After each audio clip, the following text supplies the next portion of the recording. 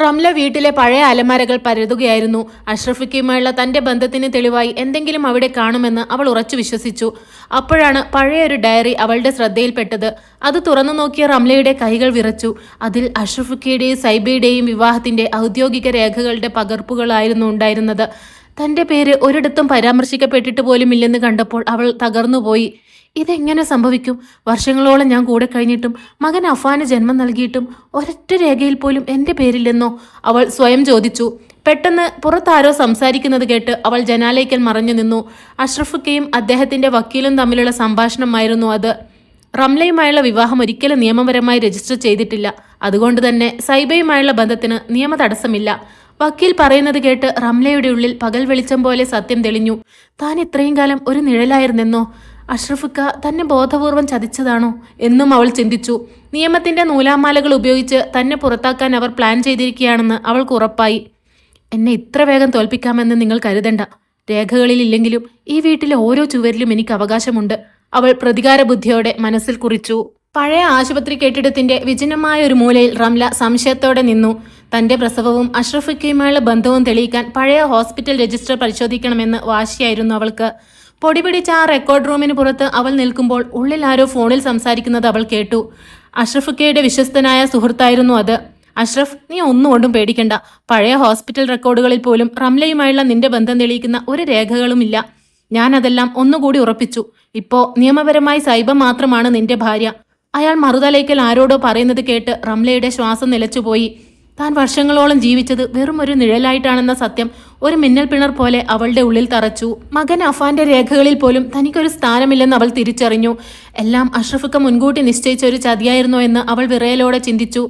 സത്യങ്ങൾ ഒളിപ്പിച്ചു വെച്ച് എന്നെ ഈ വീട്ടിൽ നിന്നും പുറത്താക്കാമെന്ന് നിങ്ങൾ കരുതണ്ട. രേഖകൾ ഇല്ലാതാക്കിയാലും എൻ്റെ മകനിലൂടെ എനിക്ക് ഈ കുടുംബത്തിലുള്ള അവകാശം ആർക്കും തട്ടിയെടുക്കാൻ കഴിയില്ല. ചുണ്ടുകൾ കടിച്ചമർത്തിക്കൊണ്ട് അവൾ മനസ്സിൽ പ്രതിജ്ഞ എടുത്തു. കണ്ണു നിറഞ്ഞെങ്കിലും അവളുടെ ഉള്ളിൽ പ്രതികാരത്തിന്റെ കനൽ ആളി കത്തുന്നുണ്ടായിരുന്നു. അഷ്റഫുക്കയുടെ മുറിയിലേക്ക് റംല ആകെ തകർന്ന് കടന്നു ചെന്നു. ഹോസ്പിറ്റലിൽ വെച്ച് കേട്ട കാര്യങ്ങൾ അവളെ വല്ലാതെ ഉലച്ചിരുന്നു. നിങ്ങൾ എന്നെ ഇത്രത്തോളം ചതിക്കുമെന്ന് ഞാൻ കരുതിയില്ലേക്ക. രേഖകളിൽ നിന്നും എന്റെ പേര് മായ്ച്ചു കളഞ്ഞ എല്ലാം അവസാനിച്ചു എന്ന് കരുതുന്നുണ്ടോ? റംല ദേഷ്യവും സങ്കടവും കലർന്ന സ്വരത്തിൽ ചോദിച്ചു. മേശപ്പുറത്തിരുന്ന ഫയലുകൾ അവൾ വലിച്ചെറിഞ്ഞു. അഷ്റഫുക്ക കസേരയിൽ ചാരിയിരുന്ന് അവളെ ഒന്ന് രൂക്ഷമായി നോക്കി. എന്ത് തെളിവാണ് നിന്റെ കൈവശമുള്ളത്? എന്റെ മകൻ അഫാന്റെ ഉമ്മയാണ് നീ എന്ന് തെളിയിക്കാൻ പോലും നിനക്ക് കഴിയില്ല. പിന്നെ എന്തിനാണ് നീ ഇവിടെ അധികാരം കാണിക്കുന്നത്? അഫാൻ എന്റെ മകനാണ്, അവനുമേൽ എനിക്ക് അവകാശമുണ്ട്, അവൾ തറപ്പിച്ചു പറഞ്ഞു. നിനക്കൊരു അവകാശവുമില്ല. നിയമത്തിന്റെ മുന്നിൽ നീ വെറും ഒരു അന്യസ്ത്രീ മാത്രമാണ്. മര്യാദയ്ക്ക് ഇവിടെ നിന്ന് ഇറങ്ങിപ്പോകുന്നതാണ് നിനക്ക് നല്ലത്. അല്ലെങ്കിൽ അതിക്രമിച്ച് കയറിയതിന് പോലീസിനെ കൊണ്ട് നിന്നെ ഇവിടെ നിന്ന് പിടിച്ചിറക്കിക്കാനും എനിക്കറിയാം. ജയിലിന്റെ അഴികൾക്കിടയിൽ കിടക്കേണ്ടി വരും നീ. അഷ്റഫുക്കയുടെ ആ വാക്കുകളിൽ ഒരു തരി പോലും ദയുണ്ടായിരുന്നില്ല. റംല സ്തംഭിച്ചു പോയി. അഷ്റഫുക്കയുടെ ഈ പുതിയ ഭാവം അവളെ ഭയപ്പെടുത്തി. ഇത്രയും കാലം കൂടെ കഴിഞ്ഞിട്ടും എന്നെ തള്ളിപ്പറയാൻ ഇയാൾക്ക് എങ്ങനെ സാധിക്കുന്നു? അവൾ മനസ്സിൽ ചിന്തിച്ചു. പറ്റുമെങ്കിൽ നീ ഇതൊന്ന് മാറ്റി എഴുതിക്ക്. എനിക്ക് കാണണമല്ലോ നിന്റെ വിജയം. അഷ്റഫുക്കയുടെ ആ പരിഹാസം നിറഞ്ഞ നോട്ടത്തിന് മുന്നിൽ നിൽക്കാൻ കഴിയാതെ റംല അവിടെ നിന്നും പിന്തിരിഞ്ഞു. തന്റെ ജീവിതം പൂർണ്ണമായും കൈവിട്ടു പോകുന്നത് പോലെ അവൾക്ക് തോന്നി. നഗരത്തിലെ തിരക്കേറിയ ആ പാർക്കിന്റെ ഒരു മൂലയിൽ അഷ്റഫിക്ക തനിച്ചിരിക്കുകയായിരുന്നു. തന്റെ ജീവിതത്തിൽ നിന്നും റംല എന്നേക്കുമായി ഒഴിഞ്ഞുപോയ ആശ്വാസത്തിലായിരുന്നു അയാൾ.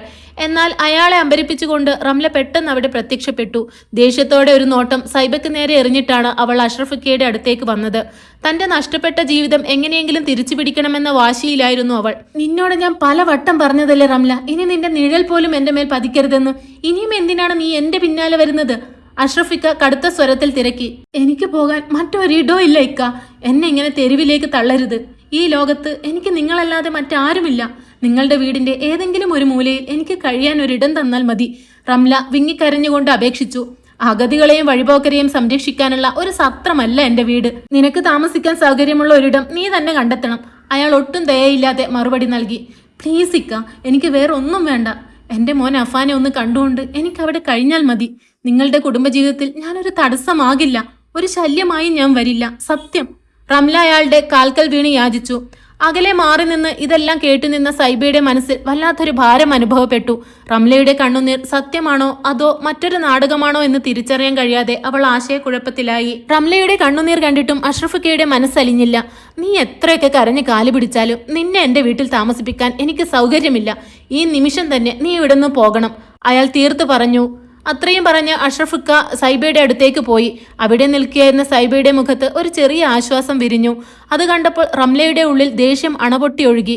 ചെയ്ത തെറ്റുകൾ എന്തു തന്നെയായാലും അവൾ ഒരു പെണ്ണല്ലേ ഇക്ക. അവൾ പറഞ്ഞതുപോലെ ഒരു മൂലയിൽ ഒതുങ്ങിക്കൂടിക്കോളും. നമുക്ക് അവളെ സഹായിച്ചൂടെ? സൈബ അഷ്റഫുക്കയോട് വളരെ പതുക്കെ ചോദിച്ചു.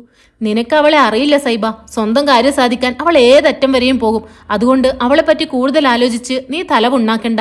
അഷ്റഫ് അവളുടെ കൈകൾ ചേർത്ത് പിടിച്ചു. നമ്മൾ ഇന്നു മുതൽ പുതിയൊരു ജീവിതം തുടങ്ങിയാണ്. പഴയതൊന്നും ഇനി നമ്മുടെ ഇടയിൽ വരില്ല. സൈബ നാണത്തോടെ താഴേക്ക് നോക്കി. അയാൾ അവളെ പുഞ്ചിരിയോടെ നോക്കി നിൽക്കുന്നത് കണ്ടപ്പോൾ റംലയുടെ ഉള്ളിൽ പക ആളിക്കത്തി. ഇന്ന് നിന്റെയൊക്കെ സ്നേഹം അവസാനിക്കും. ഈ അഷ്റഫിന്റെ ജീവിതത്തിൽ സൈബയ്ക്ക് ഒരു സ്ഥാനവും ഉണ്ടാവില്ല. അതിന് ഈ റംല അനുവദിക്കില്ല. സ്നേഹത്തോടെ നിൽക്കുന്ന സൈബയെയും അഷ്റഫിനെയും നോക്കി അവൾ മനസ്സിൽ പ്രതിജ്ഞയെടുത്തു. ഇക്ക, വേഗം വരൂ, റംലയ്ക്ക് എന്തോ സംഭവിച്ചിട്ടുണ്ട്. സൈബയുടെ പരിഭ്രമം നിറഞ്ഞ വിളി കേട്ടാണ് അഷ്റഫിക്ക അങ്ങോട്ട് ഓടിയത്. അബോധാവസ്ഥയിലായ റംലയെ ഉടൻ തന്നെ ആശുപത്രിയിൽ എത്തിച്ചു. ഐസിയുവിന് പുറത്ത് ആകുലതയോടെ നിൽക്കുകയായിരുന്നു സൈബ. അല്പസമയത്തിനു ശേഷം പുറത്തേക്ക് വന്ന നഴ്സ് അഷ്റഫിക്കയോട് കാര്യങ്ങൾ വിശദീകരിച്ചു. അമിതമായി ഉറക്കഗുളികൾ കഴിച്ചതാണ് പ്രശ്നമായത്. ഇത് ബോധപൂർവമുള്ള ഒരു ശ്രമമാണെന്ന് തോന്നുന്നു. നഴ്സിന്റെ വാക്കുകൾ കേട്ട് സൈബ ഞെട്ടിപ്പോയി. അഷ്റഫ് ഐസിയിൽ ചെന്ന് റംലയെ കണ്ട് തിരികെ എത്തിയപ്പോൾ സൈബ ഓടിച്ചെന്ന് വിവരങ്ങൾ തിരക്കി. ഇപ്പോൾ എങ്ങനെയുണ്ടിക്ക? അവൾക്ക് അപകടനില തരണം ചെയ്യാൻ കഴിഞ്ഞോ? പേടിക്കാനൊന്നുമില്ല. അവൾ മരിക്കാൻ വേണ്ടിയൊന്നുമല്ല ഇത് ചെയ്തത്. ആ കുപ്പിയിൽ ഇനിയും കുറേ അധികം ഗുളികകൾ ബാക്കിയുണ്ടായിരുന്നു. മരിക്കാനായിരുന്നെങ്കിൽ അവൾ അത് മുഴുവൻ കുടിക്കില്ലായിരുന്നു. ഇത് വെറുതെ നമ്മുടെ ശ്രദ്ധ പിടിച്ചു പറ്റാനുള്ള വെറും ഒരു നാടകം മാത്രമായിരുന്നു. അഷ്റഫിക്ക വളരെ ശാന്തനായി മറുപടി നൽകി. അങ്ങനെയൊന്നും പറയരുതിക്ക. നിങ്ങൾക്ക് വേണ്ടിയല്ലേ അവൾ ഇങ്ങനെയൊക്കെ ചെയ്യുന്നത്? സൈബയുടെ ചോദ്യം കേട്ട് അയാൾ ഒന്ന് പുച്ഛിച്ചു. അതുതന്നെയാണ് അവളുടെ ലക്ഷ്യവും. എന്നെ വൈകാരികമായി തളർത്താമെന്ന് അവൾ കരുതുന്നുണ്ടാവും. പക്ഷെ അത് നടക്കില്ല. സൈബ, നമ്മളിനി ഇവിടെ നിൽക്കേണ്ട കാര്യമൊന്നുമില്ല. നമുക്ക് വീട്ടിലോട്ട് പോകാം.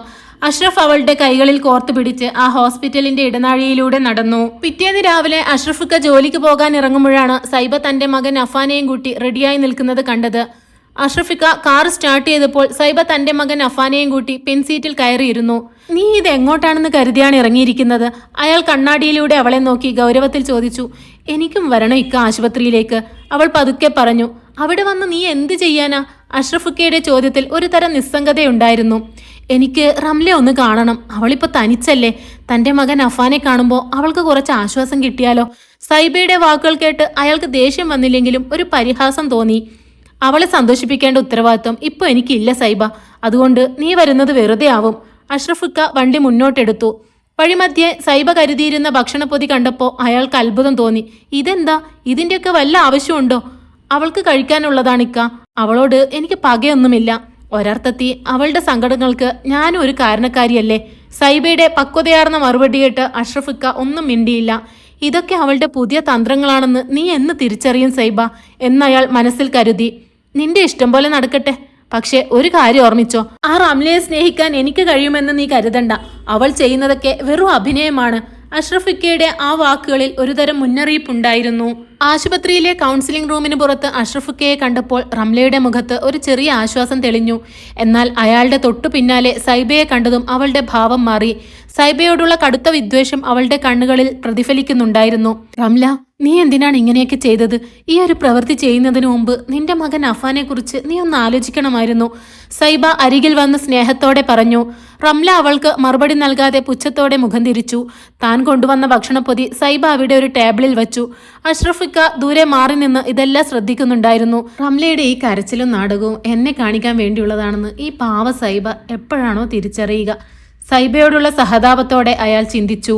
നിന്റെ ഈ അവസ്ഥ കണ്ട് എൻ്റെ മകൻ അഫാനെ നിനക്ക് തരുമെന്ന് കരുതിയാണോ നീ ഈ വഴി തിരഞ്ഞെടുത്തത്? നിന്റെ ഈ അവസ്ഥ കണ്ട് ഞാൻ അലിഞ്ഞു പോകുമെന്ന് നീ കരുതേണ്ട. അഷ്റഫിക്കയുടെ സ്വരം കഠിനമായിരുന്നു. റംലയുടെ കണ്ണുകളിൽ നിന്നും കണ്ണുനീർ ഒലിച്ചിറങ്ങി. എനിക്കിനി എന്താണ് ചെയ്യേണ്ടതെന്നറിയില്ല ഇക്ക. നിങ്ങളാരും എന്നെ മനസ്സിലാക്കുന്നില്ല. അവൾ വിങ്ങിപ്പൊട്ടി. ഇന്ന് വൈകുന്നേരം നിന്നെ ഡിസ്ചാർജ് ചെയ്യും. നിനക്ക് ഇഷ്ടമുള്ളിടത്തേക്ക് നിനക്ക് പോകാം. അഷ്റഫിക്കയുടെ ആ വാക്കുകൾ കേട്ട് സൈബ ഞെട്ടിപ്പോയി. ഇക്ക, ഇതെന്താ നിങ്ങളീ പറയുന്നത്? സൈബ അവിശ്വസനീയതയോടെ അയാളെ നോക്കി. റംലയുടെ ഉള്ളിൽ അപ്പോൾ ഒരു കുടിലമായ ചിരി വിരിഞ്ഞു. പക്ഷേ പുറമേ അവൾ കൂടുതൽ സങ്കടം അഭിനയിച്ച് കണ്ണീർ വാർത്തുകൊണ്ടേയിരുന്നു. ആശുപത്രിയുടെ മുകൾ നിലയിലെ ബാൽക്കണിയിൽ നിൽക്കുകയായിരുന്നു റംല. അവളുടെ കണ്ണുകളിൽ ശൂന്യതയായിരുന്നു. സൈബ പതുക്കെ അവളുടെ അരികിലേക്ക് ചെന്നു. സൈബ, നീ എന്തിനാ എന്നെ ജീവിതത്തിലേക്ക് തിരിച്ചു കൊണ്ടുവന്നത്? അവിടെ വെച്ചെല്ലാം അവസാനിച്ചിരുന്നെങ്കിൽ എനിക്ക് ഇത്രയും വേദന സഹിക്കേണ്ടി വരില്ലായിരുന്നു. റംല സങ്കടത്തോടെ സൈബയോട് പറഞ്ഞു. അങ്ങനെയൊന്നും പറയരുത് റംല. മരണം ഒന്നിനും ഒരു പരിഹാരമല്ല. സങ്കടങ്ങൾ വരുമ്പോൾ തളർന്നു പോകാതെ അതിനെ നേരിടാനുള്ള ധൈര്യമാണ് വേണ്ടത്. പടച്ചോൻ എല്ലാവർക്കും നല്ലൊരു വഴി ഒരുക്കിയിട്ടുണ്ടാവും. സൈബ അവളെ ആശ്വസിപ്പിക്കാൻ ശ്രമിച്ചു. അകലെ മാറി നിന്ന് ഇവരുടെ സംസാരം അഷ്റഫുക്ക ശ്രദ്ധിക്കുന്നുണ്ടായിരുന്നു. അയാൾക്ക് സൈബയുടെ നിഷ്കളങ്കത കാണുമ്പോൾ വല്ലാത്തൊരു വിഷമം തോന്നി. റംലയെ പോലുള്ള ഒരാളെ നേർവഴിക്ക് കൊണ്ടുവരാൻ നിനക്ക് കഴിയില്ല സൈബ എന്ന് അയാൾ മനസ്സിൽ കരുതി. സൈബയെയും കൂട്ടി അവിടെ നിന്നിറങ്ങുമ്പോൾ അഷ്റഫുക്കയുടെ മുഖത്ത് ദേഷ്യം നിഴലിക്കുന്നുണ്ടായിരുന്നു. സൈബ, നീ എന്തിനാ അവളോട് ഇത്രയധികം സംസാരിക്കുന്നത്? ഉപദേശിച്ച് അവളെ മാറ്റാമെന്ന് നീ കരുതുന്നുണ്ടോ? കാറിലേക്ക് നടക്കുമ്പോൾ അയാൾ ഗൗരവത്തോടെ ചോദിച്ചു. എന്തൊക്കെയായാലും അവൾ എന്റെ മകൻ അഫാന്റെ ഉമ്മയല്ലേക്ക, അതുകൊണ്ട് എനിക്ക് അവളെ വെറുക്കാൻ കഴിയില്ല. സൈബ വിനയത്തോടെ മറുപടി നൽകി. എന്റെ മോൻ അഫാനിപ്പോ നീ മാത്രമാണ് ഉമ്മ. ആ സ്ഥാനം മറ്റാർക്കും അവകാശപ്പെട്ടതല്ല. നീ അത് മനസ്സിലാക്കിയ നിനക്ക് നല്ലത്, അയാൾ കടുത്ത സ്വരത്തിൽ പറഞ്ഞു. അപ്പുറത്ത് വൈകുന്നേരം ജോലി കഴിഞ്ഞ് മടങ്ങി വരുമ്പോൾ കവലയിലെ ചായക്കടയ്ക്ക് മുന്നിൽ ഫിദ നിൽക്കുന്നത് കണ്ട് സുബൈർ വണ്ടി നിർത്തി. അവളുടെ മുഖത്ത് ഒരു പുതിയ ആത്മവിശ്വാസം പ്രകടമായിരുന്നു. നീ എപ്പോഴാണ് പുറത്തിറങ്ങിയത്? എന്നോടൊന്ന് പറഞ്ഞുകൂടായിരുന്നോ? സുബൈർ അവളുടെ അരികിലെത്തി അല്പം ഗൗരവത്തോടെ ചോദിച്ചു. നിങ്ങൾ പോയ ഉടനെ ഞാനും ഇറങ്ങി. എനിക്ക് ചില അത്യാവശ്യ കാര്യങ്ങൾ ഉണ്ടായിരുന്നു. ഫിദ ശാന്തമായി മറുപടി നൽകി. ഒരു വാക്കുപോലും പറയാതെ നീ എങ്ങോട്ടാണ് പോയത്? നിന്റെ ഫോണിൽ വിളിച്ചിട്ട് കിട്ടുന്നില്ലായിരുന്നു. നീ എന്നെ ബോധിപ്പിച്ചിട്ടേ എവിടെയും പോകാവൂ എന്ന് ഞാൻ നേരത്തെ പറഞ്ഞിട്ടുള്ളതല്ലേ? സുബൈറിന്റെ സ്വരത്തിൽ അധികാരത്തിന്റെ കടുപ്പമുണ്ടായിരുന്നു. ഫിദ ഒന്ന് പുഞ്ചിരിച്ചു. നമ്മൾ ഒരേ മേൽക്കുരയ്ക്ക് കീഴിൽ കഴിയുന്നുണ്ടെങ്കിലും രണ്ട് വ്യത്യസ്ത ജീവിതങ്ങളല്ലേ നയിക്കുന്നത്. പിന്നെന്തിനാണിപ്പോ ഇങ്ങനെയൊരു അന്വേഷണം? സുബൈറിന്റെ മുഖം ദേഷ്യം കൊണ്ട് ചുവന്നു. നീ എവിടെ പോയാലും എനിക്ക് പ്രശ്നമില്ല. പക്ഷേ എന്റെ തണലിൽ കഴിയുമ്പോൾ ഇവിടുത്തെ നിയമങ്ങൾ നീ അനുസരിച്ചേ പറ്റൂ. ഇനി അതിന്റെ ആവശ്യമില്ല സുബൈർ. ഞാനൊരു ജോലി അന്വേഷിച്ചിറങ്ങിയതായിരുന്നു. എനിക്കൊരു ജോലി ശരിയായിട്ടുണ്ട്. നാളെ മുതൽ ഞാൻ എന്റെ വഴിക്ക് പോകും. ഇനിയെങ്കിലും എന്നെ ഒന്ന് സ്വതന്ത്രമായി ജീവിക്കാൻ അനുവദിക്കണം, ഫിദ ഉറച്ച സ്വരത്തിൽ പറഞ്ഞു. അവളുടെ ആ മാറ്റം കണ്ട് സുബൈർ ഒരു നിമിഷം സ്തംഭിച്ചു നിന്നുപോയി. നിനക്കൊക്കെ ആര് ജോലി തരാനാണ്? വല്ലവന്റെയും കൂടെ പോയാൽ കാശ് തരാമെന്ന് ആരെങ്കിലും പറഞ്ഞിട്ടുണ്ടാകും അല്ലേ? സുബൈർ പറഞ്ഞ ആ നീചമായ വാക്കുകൾ കേട്ടപ്പോൾ അവളുടെ ഉള്ളം വിങ്ങി. എന്റെ ഇഷ്ടം പോലെ ഞാൻ ജീവിക്കും. നിങ്ങളെപ്പോലെയുള്ളവർക്ക് എന്നെ മനസ്സിലാക്കാൻ കഴിയില്ല, അവൾ മനസ്സിൽ ഉറപ്പിച്ചു. സുബൈറിന്റെ അവഗണന അവളുടെ മനസ്സിനെ കൂടുതൽ കർക്കശമാക്കി. പരസ്പരം മിണ്ടാതെ അപരിചിതരെ പോലെ അവർ ഒരേ വീട്ടിൽ ദിവസങ്ങൾ തള്ളി നീക്കി. അതേസമയം മറ്റൊരു വശത്ത് ആശുപത്രിയിൽ നിന്നും റംലയെ ഡിസ്ചാർജ് ചെയ്തു. സൈബയുടെ നിർബന്ധത്തിന് വഴങ്ങിയാണ് അഷ്റഫിക്ക അവളെ വീട്ടിലേക്ക് കൊണ്ടുവരാൻ തയ്യാറായത്. വഴിമധ്യേ അവർ ഒരു കുടുംബ സുഹൃത്തിനെ കണ്ടുമുട്ടി. റംലയുടെ അവസ്ഥ കണ്ട് സൈബയ്ക്ക് വിഷമം തോന്നി. അതുകൊണ്ടാണ് അവളെ കൂടെ കൂട്ടുന്നത്. അഷ്റഫിക്ക ആ സുഹൃത്തിനോട് പറയുന്നത് റംല കേട്ടു. വീട്ടിലെത്തിയ ശേഷം സൈബ തന്നെയായിരുന്നു റംലയുടെ കാര്യങ്ങളെല്ലാം നോക്കിയിരുന്നത്. എന്നാൽ മകൻ അഫാൻ ഒരിക്കൽ പോലും റംലയുടെ അടുത്തേക്ക് വന്നില്ല. അവന് സൈബയുടെ ആയിരുന്നു കൂടുതൽ അടുപ്പം.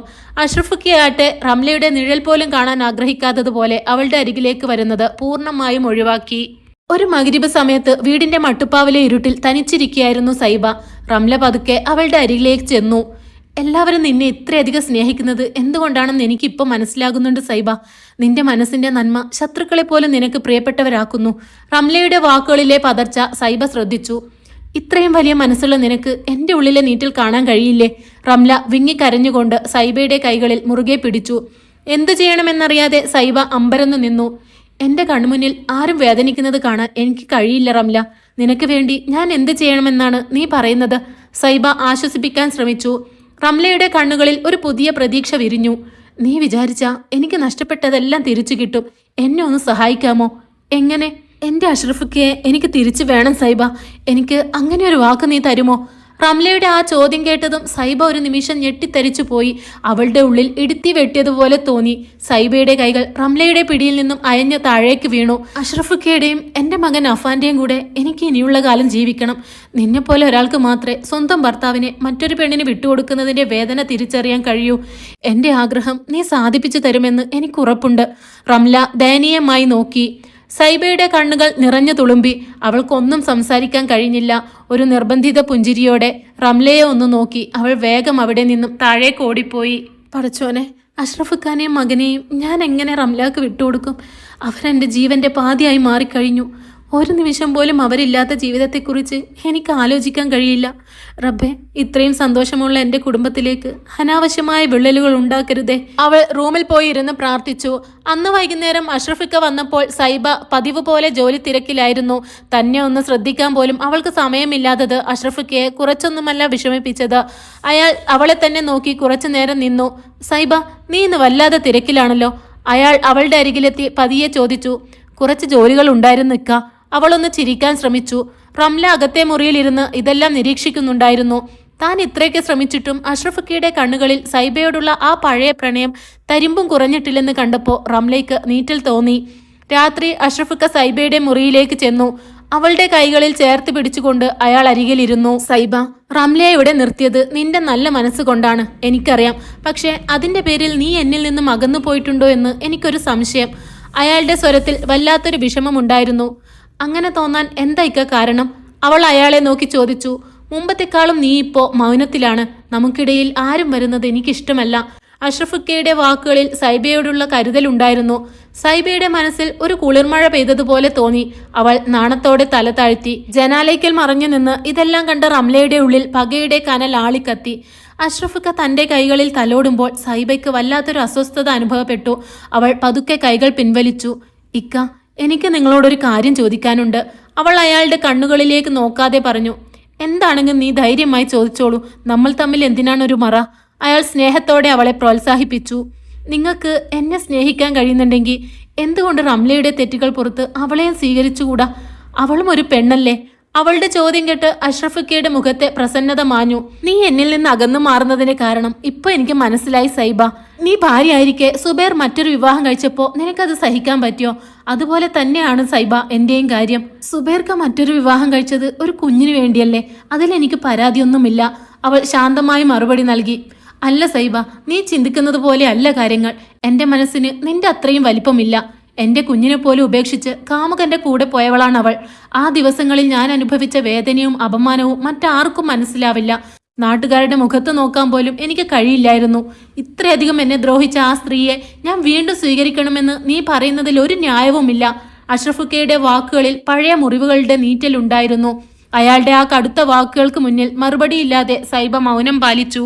തറവാടിന്റെ മുകളിലത്തെ ബാൽക്കണിയിൽ നിലാവുദിച്ചു നിൽക്കുന്ന ആകാശത്തേക്ക് നോക്കി അഷ്റഫുക്കയും സൈബയും ഇരിക്കുകയായിരുന്നു.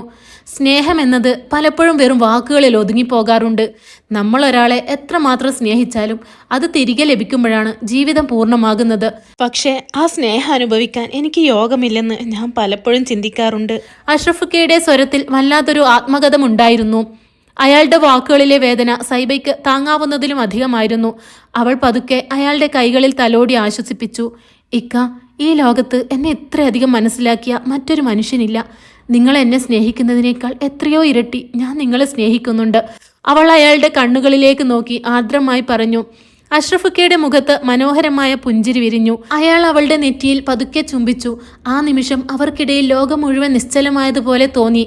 സൈബ, അയാൾ പ്രണയത്തോടെ അവളെ വിളിച്ചു. പടച്ചോൻ നമ്മളെ ഒന്നാക്കാൻ തീരുമാനിച്ചിട്ടുണ്ടെങ്കിൽ എല്ലാ പ്രതിസന്ധികളെയും നമുക്ക് മറികടക്കാൻ കഴിയും. ആര് തടസ്സം നിൽക്കാൻ വന്നാലും ഇനി നമ്മൾ പിരിയില്ല. അയാൾ ഉറച്ച സ്വരത്തിൽ പറഞ്ഞു. അതേക്ക, നിങ്ങൾ പറഞ്ഞത് ശരിയാണ്. ആ സുന്ദരമായ നാളുകൾക്കായി എനിക്കും കാത്തിരിക്കാൻ മടിയില്ല. അവൾ അയാളുടെ കൈകളിൽ വിരലുകൾ കോർത്തു പിടിച്ചു. ഭാവിയിലെ മനോഹരമായ സ്വപ്നങ്ങളെക്കുറിച്ച് ഓർത്തുകൊണ്ട് ആ നിലാവെളിച്ചത്തിൽ അവർ കൈകോർത്തു നിന്നു.